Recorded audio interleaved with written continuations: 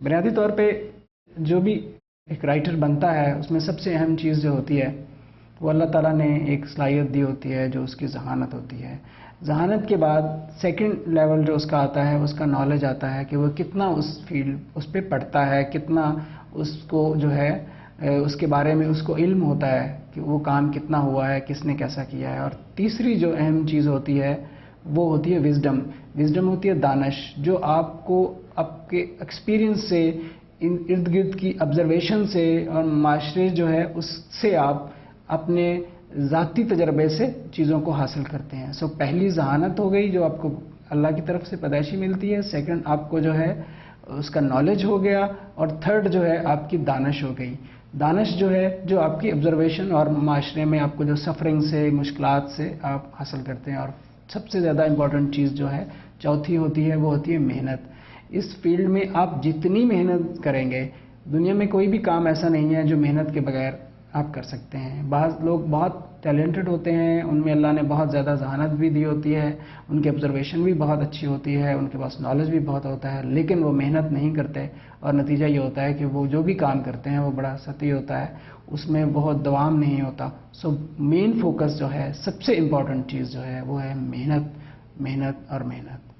جیسے میں نے بتایا کہ رائٹر جو ہے وہ زندگی کو ایک نئے اینگل سے دیکھتا ہے. وہی چیز ہوتی ہے جو دوسرے لوگ بھی دیکھ رہے ہوتے ہیں، لیکن رائٹر جو ہوتا ہے وہ اس کی تہہ تک پہنچتا ہے، اس کے پس منظر تک جاتا ہے. ہم صرف اگر ہمارے ساتھ کوئی غصہ کرتا ہے تو ہم صرف اس میں ریئیکٹ ہی کرتے ہیں کہ اس نے میرے ساتھ یہ کیوں سلوک کیا، لیکن ایک رائٹر جو ہوتا ہے وہ اس کی تہہ میں جاتا ہے کہ اس نے آخر غصہ کیوں کیا، اس کے پس منظر میں کیا ہے، کیا کہانی ہے، گھر سے اس کے ساتھ کیا ہوا. رائٹر جو ہوتا ہے وہ فیل کرتا ہے. عام آدمی جو ہوتا ہے وہ صرف دیکھتا ہے، لیکن رائٹر جو ہوتا ہے وہ نہ صرف دیکھتا ہے بلکہ وہ سوچتا بھی ہے. بلکہ ہم اکثر کہتے ہیں کہ رائٹر جو ہوتے ہیں 50% جو ہے وہ کوئی چیز دیکھ رہا ہوتا ہے، اور 50% جو ہوتا ہے وہ سوچ رہا ہوتا ہے کہ یہ ہوا کیسے.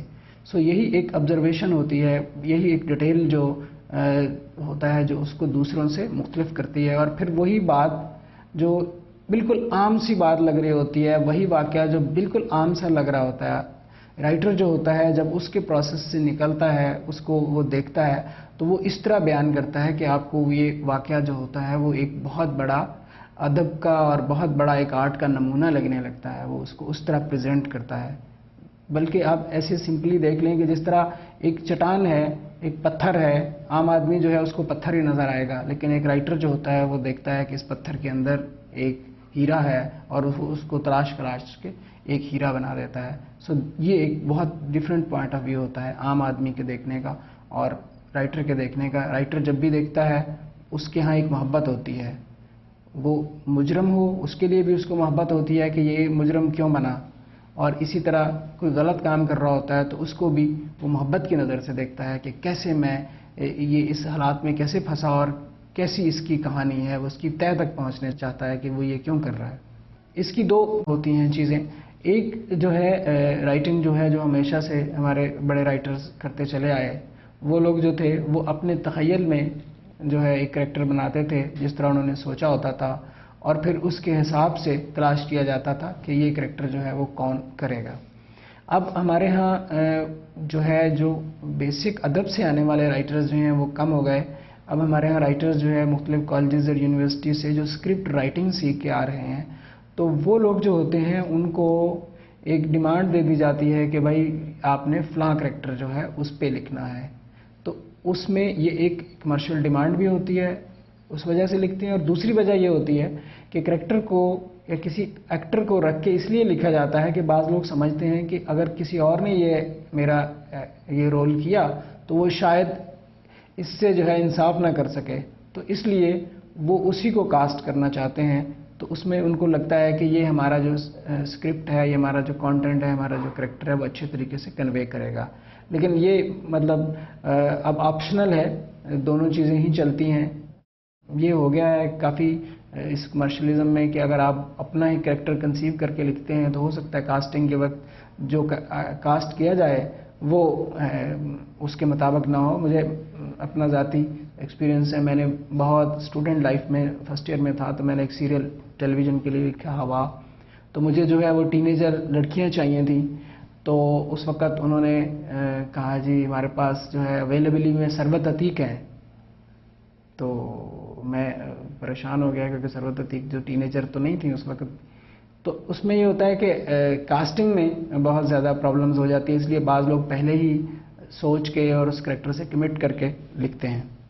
بیسک دنیا جہاں میں جب بھی کوئی چیز لکھتے ہیں، جب بھی کوئی آئیڈیا آتا ہے تو اس پہ پورا ایک تھیسس بنایا جاتا ہے کہ یہ جو آئیڈیا ہے اس کے آفٹر افیکٹس کیا ہوں گے، اس آئیڈیا جو ہے اس کا مقصد کیا ہے، اور اس کا کرنے کے بعد جو ہے معاشرے پہ کیا افیکٹ ہوگا. اور اس پہ بہت زیادہ بحث کی جاتی ہے، بہت زیادہ ورک کیا جاتا ہے.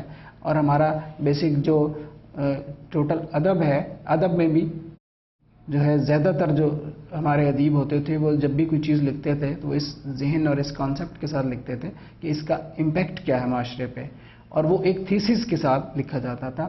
ابھی جو ہے جب سے ٹیلی ویژن بہت زیادہ کمرشل ہوا، بہت زیادہ چینلز آئے، تو ایک یہ مسئلہ بھی کھڑا ہوا کہ اب ہم صرف جو ہے ریٹنگ کے لیے کام کرنا شروع کر دیا گیا ہے کہ صرف یہ نہیں دیکھا جاتا کہ اس کا تھیسس کیا ہے، اس کا آفٹر افیکٹ کیا ہے، ہم جو چیز پیش کر رہے ہیں اس کے اثرات کیا ہوں گے.